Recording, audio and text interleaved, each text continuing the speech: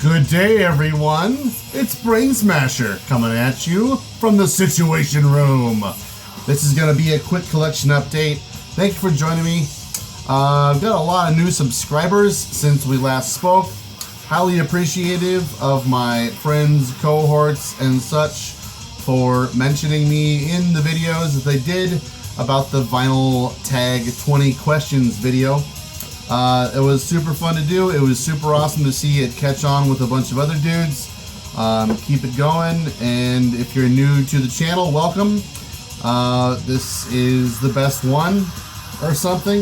If you want to keep in touch with me also and see what else I'm up to when there aren't new videos for me to share with you, I've been pretty active on Instagram. The name on there is Carrier of Wounds. I'll put a link in the description to make it a little bit easier for you. But yeah, that's what's been going on with me. We've had some crazy good weather, I guess, lately. Good in the sense that, like, we're all gonna fucking die because the earth is gonna boil us alive in about the next 10 or 15 years. But anyways, it's nice to have a cool weekend, you know, where you can get outside, work on the yard and stuff. I had a little fire in the backyard. Yeah, been doing that. Hey, while I'm blabbing, we're gonna be listening to one of the greatest fucking records ever made. I thought I would just give a little special treat.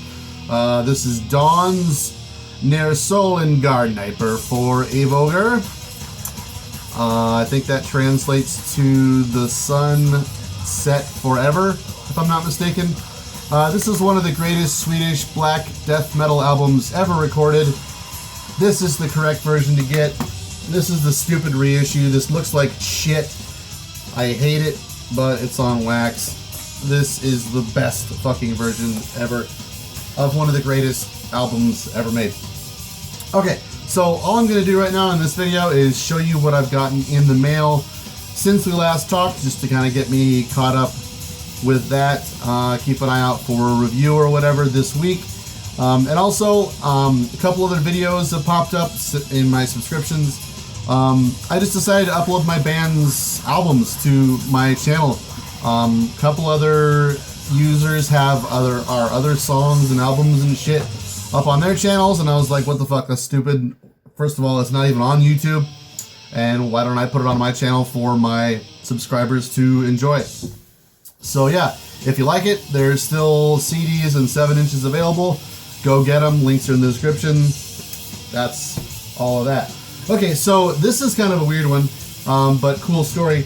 I got this in a couple of weeks ago. I bought it off of Discogs, and it was sealed.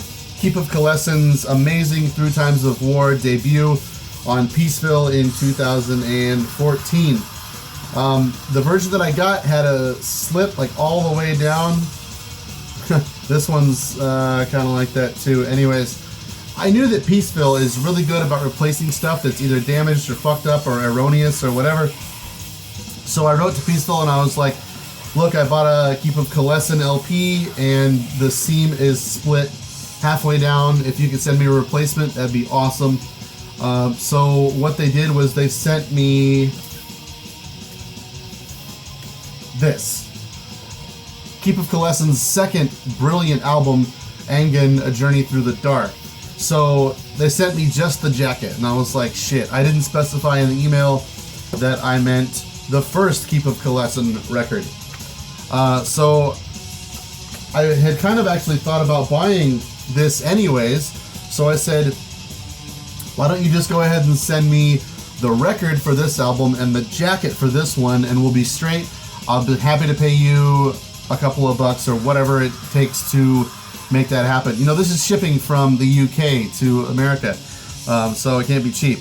The guy said he wanted $10, so then what he sent me was this record in this jacket. So now I have 2 copies of this and 1 copy of this finally. Happy to have both, but now somehow I wound up with an extra copy of the first Keep of Kalessin. So I don't know, I might be doing a giveaway, or I might give it to a friend or something, I don't know, but just really cool that Peaceville was so easy to work with on keeping to their word, even though the replacement that they sent me is also fucked up in the same way. And it looks like the second album here that I got, Angen, is also kind of screwy. I don't know, maybe that's just the way their reissue series LPs are looking these days. I can't hardly talk because I'm distracted by these fucking great riffs. Are you hearing this shit? Okay. Today I got in a band I never thought I would own any vinyl from this band. This is Warlog, Lucifer Ascends. This is a brand new release. This came out on January 2nd of this year, and it's 2 unreleased tracks from 2001 and 2004. One of them was left off the last full length that they did, Womb of Pestilence. If you're not familiar with Warlog, get familiar with Warlog. Incredible Finnish black metal of the highest fucking order. Northern Heritage put this out and limited to 500 copies. Comes with a 2-sided insert. Haven't listened to it yet, but it's Warlog. Happy to own anything Warlog puts out because their shit is amazing and really limited. And also I posted this on Instagram tonight. I noticed that Warlog is actually playing a gig coming up here on the 25th. I guess that's next weekend or so. So I don't know. I guess I wouldn't be surprised if we saw another full length from Warlog. Killer band. Check out Womb of Pestilence if you haven't heard it. They did also just reissue their demos on CD. Northern Heritage did. Thinking about picking it up. I don't know. I'm just kind of waiting for the price to be right. But happy to pick this up. I paid about $15 for it from Analog Worship. But I saw it go for sale, and then I saw that it was sold out, and I thought, shit, well, I missed my opportunity. But then I saw that a US distro had it, and I leapt on it. Also, I got in a killer 10-inch from Cruciamentum. This is Convocation of Crawling Chaos. That's enough alliteration for this video. Came out on Nuclear Winter Records. I don't know what year this came out, but this is the first thing I ever heard from Cruciamentum. Killer fucking guttural. I guess kind of old school death metal, but really it's like all modern death metal is pretty much just copying old school death metal and doing it faster, playing these Morbid Angel riffs. But anyways, it's killer. I did like their full length Charnel Patchages from last year, maybe 2 years ago or so. But this is my first Cruciamentum purchase, and it's fucking rules. I heard this many, many, many years ago when the tape sold out, so I never thought I would own this, but I just decided to pick it up on 10-inch black vinyl. So yeah, Charnel Patches is great, but man, this is so fucking good. Really stoked I found a copy of that. Okay, so next I got in a couple of CDs. So Eric Bauer, great YouTuber, did a video maybe a week or 2 ago where he was playing this album in the background, and he has a tendency to do this. He'll talk about his records, but he'll put on some album that has great riffs, and I get distracted by it, and I find myself just like looking over Eric's shoulder and just going, what the fuck is he playing? What is that fucking awesome stuff? So twice now, Eric, maybe more even, but twice off the top of my head, Eric has played an album in the background, and I bought it immediately after watching his video. The first one was Crucifix Demon Haunted World, and the second one is Diabolical Messiahs Satan Totem Demon Victory. I couldn't fucking believe it. I was so distracted in Eric's video by how just brutal this fucking album was. It's, I want to say, Chilean death metal. Kind of Morbid Angel riffs, I guess, but super insanely guttural vocals. It's just pummeling, unrelenting death metal. They have a full length coming out on Dark Descent, coming out this year, I want to say. So happy to pick this up. What I did was I searched for this album on the Metal Detector and found that Nuclear War Now had a copy of it for very cheap. In fact, I got the last copy.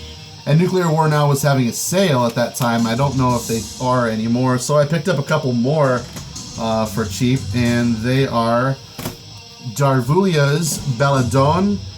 This was just a couple of dollars. This is a cheap little 3-song EP that came out originally in 2003, I want to say. Not Darvulia's best work. I'm really only a fan of their latest 2 full lengths, Mysticism Macabre and Alliance to something or other. But since Darvulia is one of my favorite bands, I was like, what am I doing not having all their stuff? I still need to get another full length or EP of theirs. But yeah, it's like the last 2 LPs have insanely like atonal, angular riffing to them, dissonant chords, stuff like that. Just super inventive and just insanely evil music. This stuff, I kind of get that this is where they came from, but in a way, this is just a lot more boring to me than those 2 later full lengths. So not their best material, but like I said, the collector in me has to own everything that one of my favorite bands has put out. So the other thing that I got from Nuclear War Now was Empire of the Fallen Angel by Demoncy. Not too thrilled with this, honestly. This is a re-recording of 2003's Empire of the Fallen Angel.